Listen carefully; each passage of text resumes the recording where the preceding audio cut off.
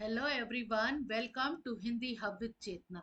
बच्चों, अभी हमने जाना राम लक्ष्मण और परशुराम संवाद के बारे में। ठीक है, वो हमारा पहला पार्ट था जिसमें हमने तीन चौपाइयों का विस्तृत अध्ययन किया। अब इसका शॉर्ट रिवीजन करते हैं फटाफट से माइंड मैप के थ्रू, जो कि एक नजर में ही आप पढ़ेंगे और आपको अच्छे से समझ में आ जाएगा। तो आज हम केवल पाठ नहीं पढ़ेंगे, बल्कि तीन महान व्यक्तियों राम की विनम्रता, लक्ष्मण की निर्भीकता और परशुराम के क्रोध को एक ही संवाद में महसूस करेंगे। पर संवाद शब्दों का युद्ध नहीं, बल्कि धैर्य और अहंकार की परीक्षा है। जहां लक्ष्मण के तीखे वचन है, वही राम की शांत वाणी पूरे प्रसंग को संतुलित करती है। तो आइए जानते हैं जल्दी से इस माइंड मैप को, जहां पर हम पढ़ेंगे कवि से परिचय। गोस्वामी तुलसीदास जी का जन्म उत्तर प्रदेश में हुआ। जीवन काल 16वीं और 17वीं शताब्दी, 1532 से 1623 के मध्य। तो प्रमुख रचनाएं हैं इनकी रामचरितमानस, कवितावली, गीतावली, दोहावली, कृष्ण गीतावली, विनय पत्रिका और हनुमान बाहुक। रामचरितमानस में राम को आदर्श और मानवीय मर्यादाओं का प्रतीक बताया गया है। अभी जो हमने अंश पढ़ा इनका, वो था रामचरितमानस का बालकांड का एक अंश, जिसमें हमने देखा राम का एक आदर्श और मानवीय मर्यादाओं को किस प्रकार प्रतीक बताया गया है। तुलसीदास जी जो थे, वो संस्कृत के श्रेष्ठ ज्ञाता थे। उन्होंने अवधी और ब्रज भाषा में सृजनात्मक लेखन कार्य किया है। उनका निधन काशी में हुआ था। कविता का सार जानते हैं। अंश रामचरितमानस के बाल कांड से सीता स्वयंवर में शिव धनुष भंग का समाचार मुनि परशुराम को मिलता है। परशुराम क्रोधित होकर सभा में आते हैं। राजाओं और विश्वामित्र जनक की सभा में तीव्र रोष प्रकट करते हैं। जब वहां पर परशुराम सभा में पहुंचते हैं, वे बड़े ही क्रोधित हो जाते हैं।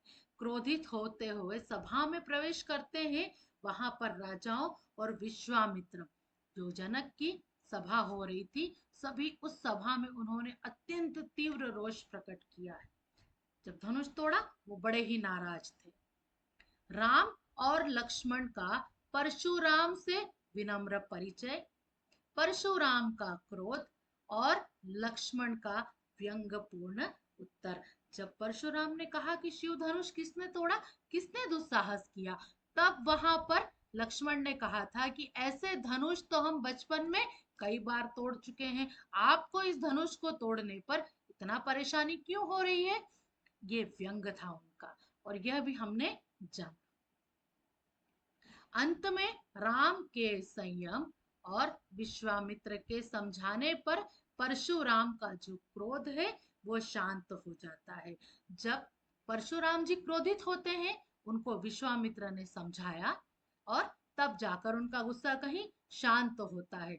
उसमें सबसे बड़ा जो रोल अदा किया था, वो था भगवान राम का, कि सारी बातें, सारा गुस्सा वो देख रहे थे, परंतु फिर भी उन्होंने पूरे मामले को एकदम शांतिपूर्ण तरीके से निपटाया। तो संवाद की व्याख्या, देखत भृगुपति वेशु कराला, परशुराम के आगमन से सभा में भय व्याप्त, सभी राजाओं ने प्रणाम किया।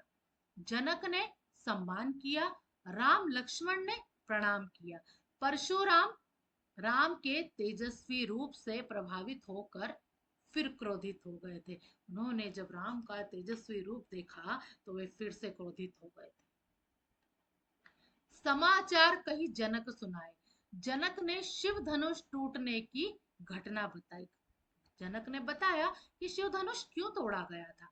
परशुराम क्रोधित होकर अपराधी को सामने लाने की मांग बार बार करते रहे। वो कहते रहे कि जो भी इस सभा में अपराधी है, इतने राजाओं के बीच जो मौजूद है, वो खुद ही निकलकर सभा से अलग हो जाए, अन्यथा मैं सभा को अस्त व्यस्त कर दूंगा। देवता, ऋषि, मनुष्य और सीता जी भी उस वक्त चिंतित थे। कठिन परिस्थितियों में भगवान राम ने विनम्रता से सारे उत्तर दिए उनके। नाथ शंभुधनु भंजनिहारा। राम कहते हैं कि धनुष तोड़ने वाला अवश्य ही आपका सेवक है। उन्होंने कितनी विनम्रता से जवाब दिया कि प्रभु, जो ये धनुष हमने तोड़ा है, जिसने भी तोड़ा है, वो जरूर आपका सेवक ही होगा। परशुराम इसे अपमान समझते हैं और फिर क्रोधित हो जाते हैं। फिर उन्हें गुस्सा आता है, उन्हें लगता है कि यहाँ पर मेरा अपमान हो रहा है, और वे फिर से क्रोधित हो जाते हैं। लक्ष्मण व्यंग्यपूर्ण उत्तर देते हैं, बालक कहकर चिढ़ाते हैं।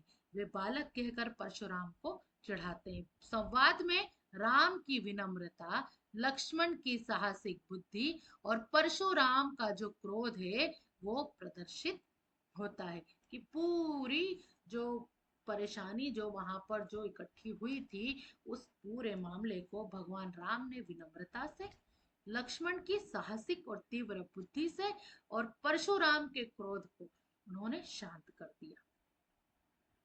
संवाद से शिक्षा मिलती है कि जीवन में विनम्रता, धैर्य सबसे बड़ी शक्तियां हैं।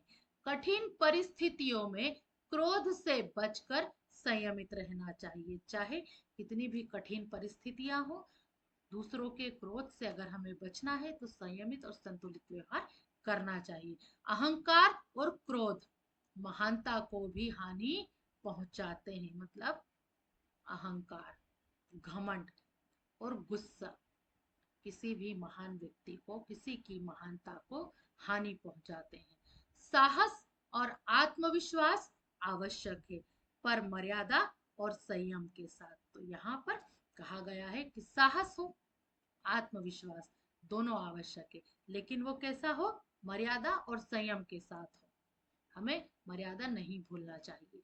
आदर्श जीवन के लिए विनम्रता, संयम, साहस और सेवा भाव का संतुलन जरूरी है। तो ये था हमारा माइंड मैप। शॉर्ट क्लिक में आपको अच्छे से समझ में आया होगा। चलिए, तो ऐसी उम्मीद करती हूँ कि आपको अच्छे से समझ में आया। क्या समझ में आया, क्या नहीं समझ में आया, आप अपने विचार मुझे कमेंट्स कर सकते हैं। ठीक है, तब तक के लिए बने रहिए अगले वीडियो तक। Bye bye.